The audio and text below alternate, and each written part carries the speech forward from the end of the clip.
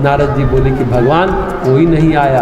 कुछ तो रुपया पैसा बटोरने लगे, कुछ सोना चांदी बटोरने लगे, कुछ लोग सांप बिच्छू और जंगली जानवरों से डरकर भाग गए, कुछ लोग बोले कि भगवान बाद में मिल जाएंगे, पहले हमारा बेटा बीमार है वहाँ चले गए, कुछ लोग बन के कंकर पत्थर और खाई को देखकर बोले कि नारद जी इतना कठिन रास्ता कौन चलेगा, खाई में गिर गए तो हम मर ही जाएंगे। इस तरह सब घबराकर भाग गए। भगवान बोले कि नारद जी बिना षड संपत्ति के ईश्वर दर्शन नहीं होता। षड रिपु पर विजय प्राप्त किए बिना कोई भगवान के पास तक नहीं पहुंचता है। बिना मोह को त्यागे राम मिलते नहीं है। बिना तितिक्षा के, बिना दृढ़ संकल्प के कोई इस भवसागर को पार नहीं कर पाता। एक के बाद एक जटिलताएं आती ही हैं, एक के बाद एक कठिन परीक्षाएं आती है और परीक्षाएं बढ़ती ही जाती हैं। भरत जी की परीक्षाएं बढ़ती ही जा रही हैं, एक से एक उपलब्धियां मिलती जाती है, एक से एक परीक्षाएं बढ़ती जाती हैं। इस परीक्षा में, मोह की परीक्षा में, तितिक्षा की परीक्षा में निषाद राज आकर खड़े हो जाते हैं। वो जो उनको बचपन से घुमाते आए थे, वो उनका युद्ध में सामना करने आ जाते हैं। कहते हैं अब हम लड़ाई लड़ेंगे तुमसे। भरत जी ने देखा कि ये भी विरोध में आ गए, ये तो बहुत अपने थे, हमारे थे, इन्हें तो मालूम है कि हम राम से कितना प्रेम करते हैं, इन्होंने भी अब विश्वास कर लिया। लेकिन तितिक्षा एक ऐसा गुण है कि जब तितिक्षा शरीर के स्तर पर होती है तब आदमी सर्दी गर्मी को सहन करता है, और जब आदमी वातावरण के परिस्थितियों के झंझावातों को शारीरिक स्तर पर सहन करता है, कठिन व्रत उपवास के साथ शरीर जीता है, तो संकल्प दृढ़ होता है, शरीर मजबूत होता है और साधना के लिए एक नवीन शरीर का निर्माण होता है। तितिक्षा शरीर में रूपांतरण पैदा करती है।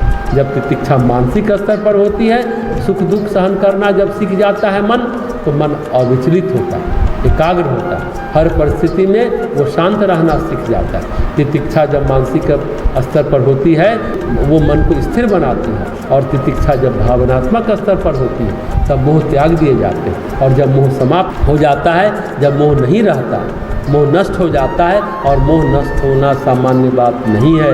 भगवत गीता की कहानी मोह से शुरू हुई थी और मोह मुक्ति पर खत्म हुई। अर्जुन कहते हैं कार्पण्य दोषो पहत स्वभाव, मुझे भीष्म से लड़ना पड़ेगा, द्रोणाचार्य से युद्ध करना पड़ेगा। भीष्म और द्रोण के प्रति मोह से ग्रस्त है अर्जुन, समझ नहीं पा रहे कि अपनों से कैसे लड़े।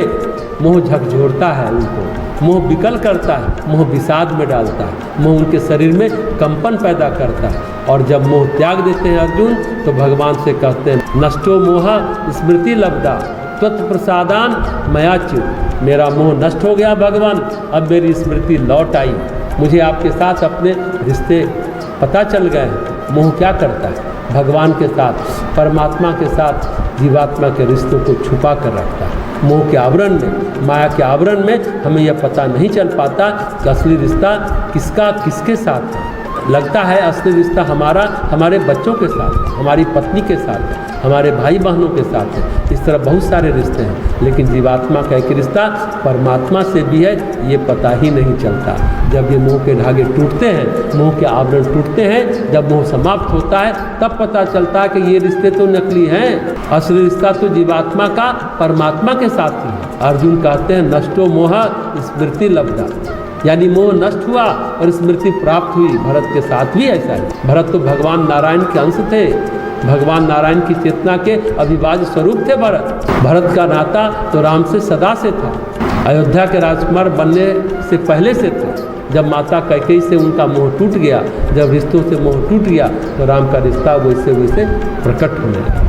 कोई माने या न माने, कोई कुछ कहे या न कहे, कोई स्वीकार करे या स्वीकार न करे, विश्वास हो चला राम तो स्वीकार करेंगे ही, राम तो मानेंगे ही, मेरा प्रेम पक्का है, सच्चा है। वो तपश्चर्या कैसी, वो साधना कैसी जो ईश्वर प्रेम से डिग जाए।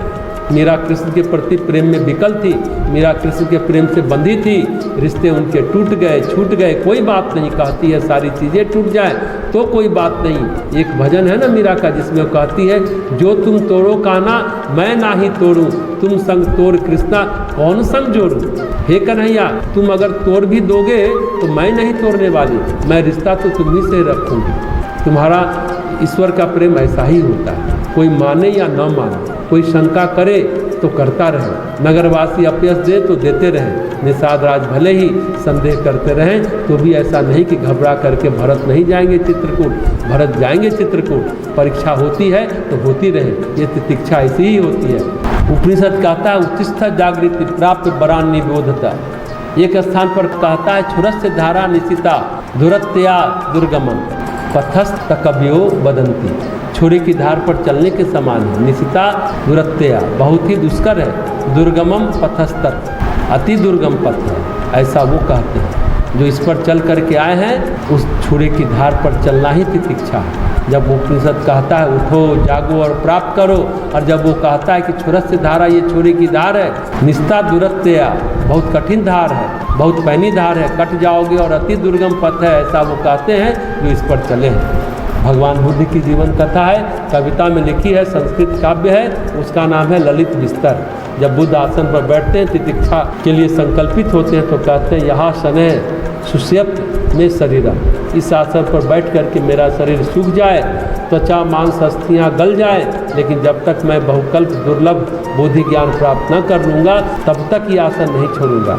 ऐसा संकल्प करके बैठ गए भगवान बुद्ध। तितिक्षा यही है।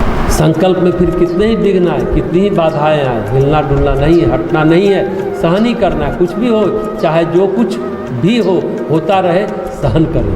जब असहनीय को प्रसन्नतापूर्वक सहन किया जाता है तो तितिक्षा की परीक्षा साधक उत्तीर्ण करता है। भरत जी ने असहनीय को सहन किया और तितिक्षा की परीक्षा उत्तीर्ण की।